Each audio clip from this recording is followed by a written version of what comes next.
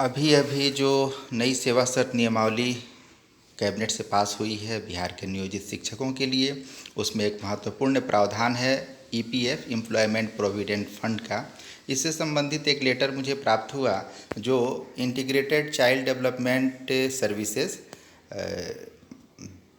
बिहार समाज कल्याण विभाग के अंतर्गत कार्य करता है। इसके डायरेक्टर ने सभी जिला कार्यक्रम पदाधिकारियों को लिखा है और उसमें कुछ महत्वपूर्ण जानकारी जो मुझे समझ में आई उसे मैं अपने शिक्षक बंधुओं के संग साझा करना चाह रहा हूँ। सबसे महत्वपूर्ण जानकारी ये है कि जो ईपीएफ की राशि की कटौती होगी उसमें कुछ अंश राज्य सरकार का होगा, नियोक्ता का होगा और कुछ अंश हम शिक्षकों का होगा, लेकिन ये दोनों राशि जो है हमारे ही खाते से काटी जाएगी। यदि हमारा मानदेय 15,000 रुपये से कम है तो ईपीएफ की कटौती नियुक्ति की तिथि से होनी है। यहाँ विशेष बात यह है कि हम सब नियोजित शिक्षकों का मानदेय जो था 2015 के पहले 15,000 से कम ही था, इसलिए हमें नियुक्ति की तिथि से ईपीएफ का अंशदान मिलना चाहिए जो अभी दे नहीं है इस नियमावली में। इसके लिए हमें आवाज़ उठानी होगी। इसके अलावा दूसरी महत्वपूर्ण बात यह है कि अगर हमारा मानदेय 15,000 या उससे ज़्यादा है तो इसके संबंध में जो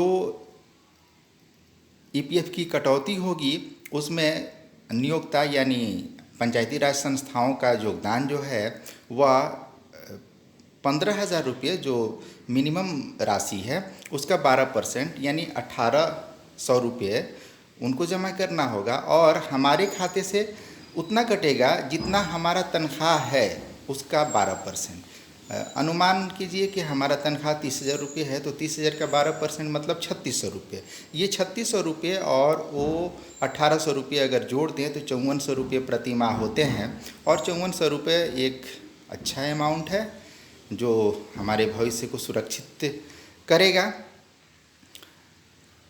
इसमें एक और महत्वपूर्ण बात ये है कि पटना उच्च न्यायालय ने 17 सितंबर 2019 को civil writ jurisdiction case number 19106 of 2019 में निर्देश दिया था राज्य सरकार को कि वे विदिन 60 डेज यानी 60 दिनों के अंदर या उससे पहले ईपीएफ का लाभ नियोजित शिक्षकों को दें। इस तरह 16 नवंबर 2019 को ये डेडलाइन समाप्त हो चुकी है और अभी तक लाभ नहीं मिला है। तो 17 नवंबर 2019 से सरकार तो अवमानना का शिकार स्वयं बनी हुई है, जो अवमाननावाद शायद हाईकोर्ट में चल भी रहा है। ईपीएफ की कटौती के लिए ईपीएफ कोड की आवश्यकता होगी और यूएएन यानी यूनिवर्सल अकाउंट नंबर की भी आवश्यकता होगी जो अभी तक हम शिक्षकों को उपलब्ध नहीं है। ऐसे में संदेह होता है कि 1 सितंबर 2020 से जो प्रस्तावित ईपीएफ स्कीम है उसका लाभ हमें कैसे मिलेगा।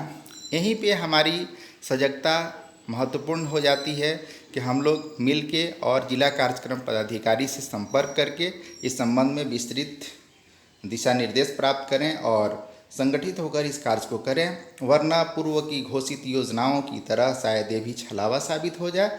हमें जागरूक होना ही होगा। आप सबको पता है ना, 2013 से यूटीआई रिटायरमेंट बेनिफिट स्कीम लागू है, लेकिन आज तक सरकार ने एक पैसे का योगदान भी उसमें नहीं किया है। इसलिए अब हमें सजग होना है और समय बहुत कम है, इसलिए हम सजगता के संग इस ईपीएफ प्लान को लागू कराने का प्रयास करें। बहुत बहुत धन्यवाद।